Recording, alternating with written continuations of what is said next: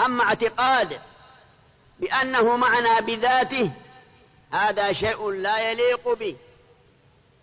وقول شيخ الإسلام في الحموية الكبرى وغيرها الله معنا حقيقة، قد أخطأ بعض الناس فهم من هذا المعنى معية الذات، منهم من تراجع فعلن رجوعه عن هذا المفهوم وهو مفهوم خاطئ.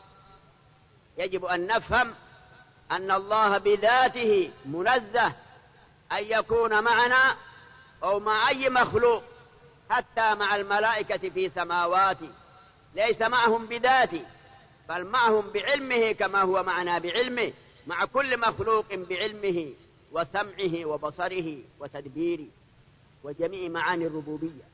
أما بذاته فسبحانه وتعالى منزه أن يكون في الأرض أو في السماوات أو مختلطا بأي مخلوق من مخلوقاته.